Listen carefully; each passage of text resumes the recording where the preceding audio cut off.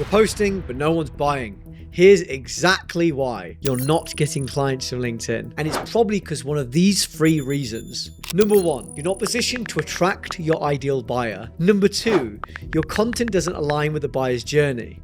And number 3, you have no outbound system to convert attention into revenue. Today, I'm going to be walking you through position, attract, and convert. The only 3 stages that matter if you want your LinkedIn to drive 5 to 10 clients a month predictably. This video is different. I'm not here to tell you to build a VSL or grow a newsletter or go viral, because here's the truth. You don't need any of that shit to get clients from LinkedIn. If you execute these 3 stages right, you'll see leads in days, not months. So before we jump in, like and subscribe for top 1% plays that actually drive client acquisition on LinkedIn. So let's get into it. Mistake number 1, position. You blend in. Most experts look exactly the same on LinkedIn. They're selling coaching or agency services that sound like everyone else. So even if they're brilliant, they're invisible. That's because they've never positioned themselves properly. How are you different from other people? So let me explain this. Positioning is how your dream client sees you compared with every other vendor. Now, if you don't stand out in 3 seconds, they scroll, they forget, they do, or worse, they shop you on price. Picture LinkedIn like a flea market, right? Imagine every stall yelling, I do content,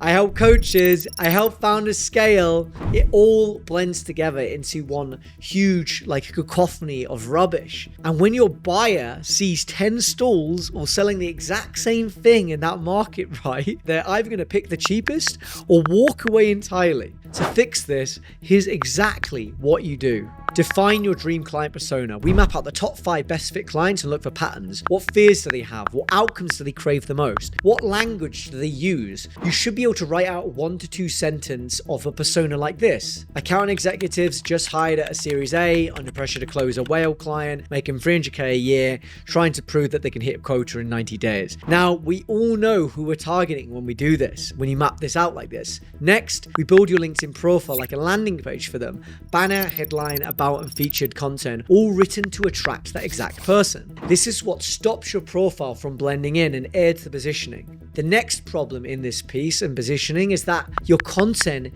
isn't speaking to the right person either. Even if you're posting, your client doesn't match your ideal client's voice, needs, and beliefs. So if it doesn't do that, they're ignoring it. You must use their exact words, talk about their specific problems, show them what's possible on the other side, and most importantly, guys, make them feel like you get them more than they get themselves. So here's a pro tip for you. Founders and heads of sales have wildly different priorities or other personas that you're going to sell to. So make sure you're talking at the level of priority that they care about. So if you're talking about lead gen when they're thinking about pipeline certainty, you've lost them. Next, mistakes happen in the attract part of the funnel. You have no acquisition layer. So let's say you've nailed your positioning, right? But you still don't get clients. Think about how you're attracting them. Now we're into the attract problem. Most founders are stuck in chase mode. They're living in the DMs, they're relying on referrals. It's feast or famine.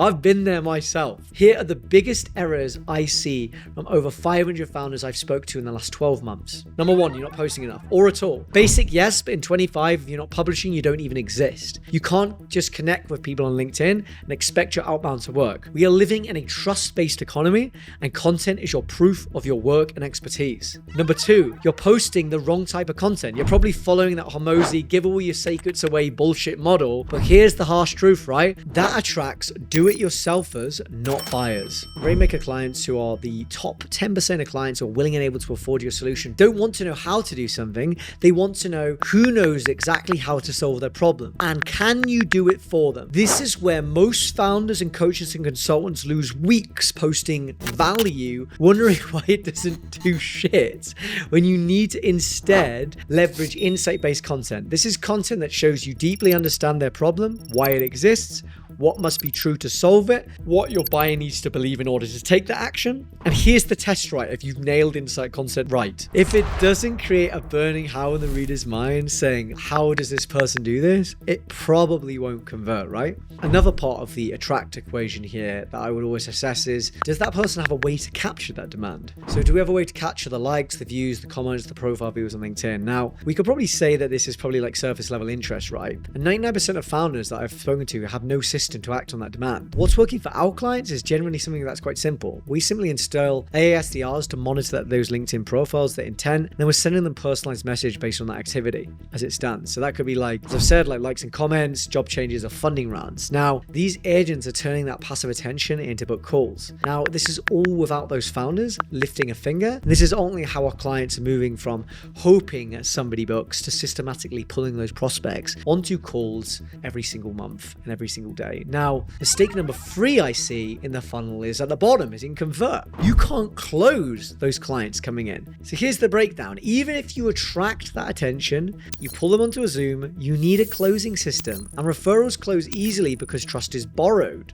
But right, if you're trying to get into inbound and outbound, you're going to be shocked, slapped across the face if you don't have a strong sales process. It's going to be like eating glass. So here's what I recommend, right? Step 1, curiosity gap DM selling. Your job is to create tension between where they are now and what's possible in DMs. This is not a place to pitch, it's a place to spark curiosity. Number 2, you pull them to Zoom triage call. Your goal is not to just disqualify.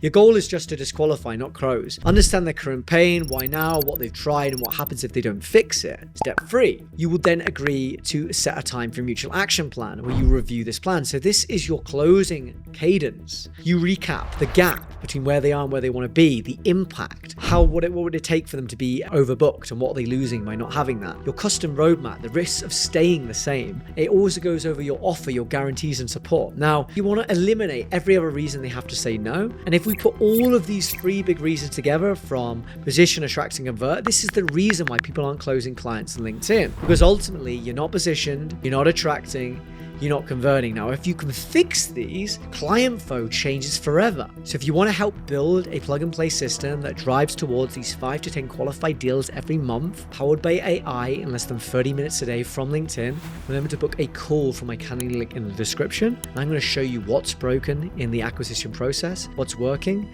and how to install this entire engine inside your business so you can scale it, you can own it, you can chop it, you can change it, and never go back to feast and famine ever again. I'll see you there.